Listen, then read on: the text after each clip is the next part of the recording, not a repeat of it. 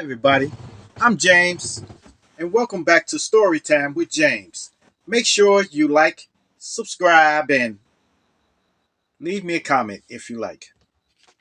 All right, this one's called Let Me Go.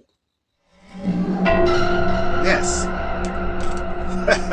Yeah. Look, back in the 80s, there was this dude named Ronald, okay? His name was Ronald. Ronald was kind of cool. He was kind of cool guy, kind of cool guy to be around. We used to play football and play basketball and everything like that. You know, somehow he didn't fit in with my friends. He didn't fit in with my friends. Every time he would come around, it'll always be an argument or a scuffle would kind of ensue or something like that. So that was it. It they'd be arguing and some stuff like that. Anyway, one day me and Ronald was engaging in a friendly game of pitching quarters. Y'all know how you used to pitch pennies? This derives from pitching pennies. It was pitching quarters. So we throwing it on a line and stuff like that. So we was playing. Then somehow I got the big win. I won all the money. So I scraped up all the money and I was laughing. And he was kind of mad about that. He was feeling some type of way about that. So he kept telling me about his money. He talking about, man, you got my money, man. You got my money. You got my money. It was only $5, but I guess that was big money back then, in the 80s. And we were teenagers too. So it was just $5 and stuff like that. Well, I won all the money. And he didn't have no more money to fade me. So I said, man, fade that. So I put $1 down. I said, come on, we're going to fade me on this dollar. And he didn't have no more money. So I said, that's it then. That's it. The game is over. So he couldn't get his money back. So he kept talking, kept talking. I said, man, why you bumping your gums? Why you sitting there bumping your gums? It's not your money anymore. It's mine. All right? So Ronald started getting himself amped up. Come on. Walking back and forth. So I was calm. So I said, man, go on about your long head. Okay, go on about your long head. And then I kind of I turned around to walk away. And then all of a sudden, he got me in a headlock. Tight headlock.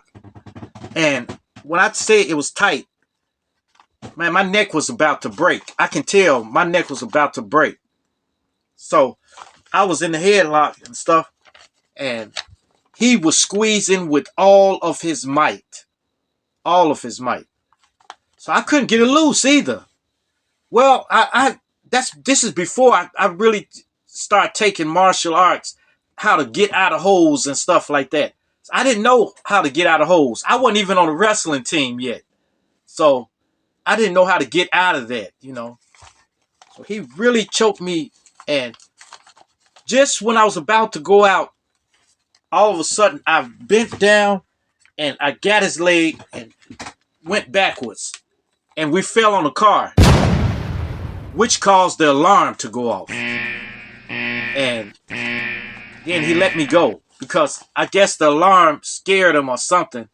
What made him break his hold on me. And then he ran in apartments and stuff like that. I couldn't chase him because I was too dizzy. I was too dizzy. So I sat on the car for a while. Then I got up and I walked home. Then after that, I went on the block to tell my friends, what happened. I told them, I said, hey, Ronald choked me, man. And they said, what? He did what? Come on, y'all, come on. let's go get him. So we walked around there looking for him. He was nowhere to be found. So we devised a plan to wait for him the next day when he came home from school. So next day, he came home from school. He was walking by himself. No, he was with a little guy, but the little guy ran when he saw us coming up. So I said, hey, Ronald, what's up, man? He said, what's up? What's up? What's up? I said, why did you choke me the other day? He said, oh, man, I stole on him. I stole on him before he got a chance to answer. And everybody fell in. So everybody was jumping on him. And then I stopped. I just got back. I stopped. But they were relentless on him. They were stomping him and everything, kicking, stomping. And I told him, say, hey, that's enough, that's enough, that's enough. So after they were finished, we walked off. We was walking off, and I happened to look back, and I saw him struggling to get up. He couldn't walk or nothing like that. But somehow, I don't know if he got home, how he got home or what. But they said he had 3 broke ribs, a fractured hip, and a broken jaw. Okay. So when he was recovering for that, after he recovered from that, this was like uh, a month or two. He recovered from it, but when he recovered from it, he ended up joining a gang called the Goon Squad. Yeah, the Goon Squad came out. I think they was just coming out, so it was just a starter gang. They were called the Goon Squad, so they were all together. So he brought some guys on the block that none of us knew. So we had to get at them. So we fought them, and then after that, couple of days later, they would get one of the weaker persons on our block. They would get some little mark going to the store and beat him up. You know. So we went back to get them, but this time they were held up in an apartment, and we surrounded the apartment, and we broke the windows out and everything. So finally, they had to leave. They had to move out the area. So they moved out the whole neighborhood. They ran out of the valley. That's what our area was called, the valley. In Chicago, South Side, the valley. So we ran them out the valley, and that was it. I didn't hear no more from him until later on in life. He I think he got diabetes or something. So he had to they had to cut his leg off. So, and he was kind of fairly young at that time. He was like in his early 50s or late 40s. They had to cut his leg off. Then they had to cut the other leg off. You know.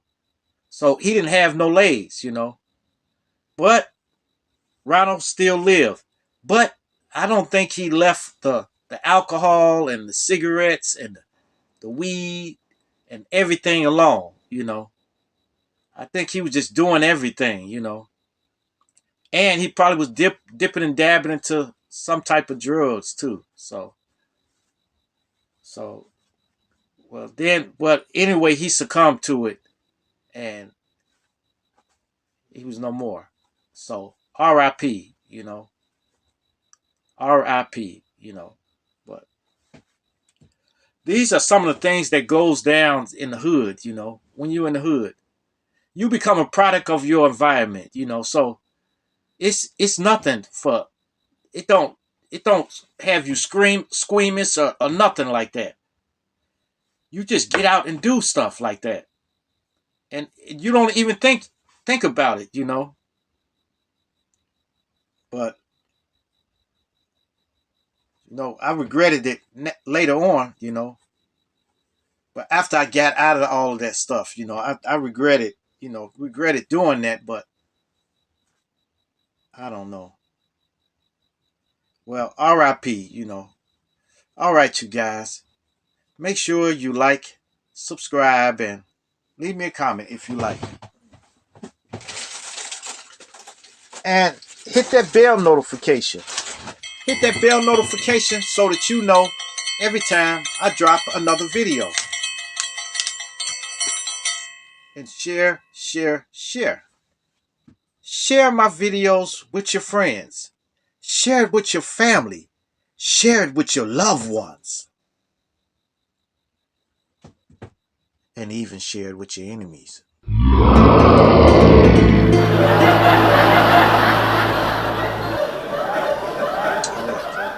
Peace. Adios. Salamat. Salamat. That was so mean.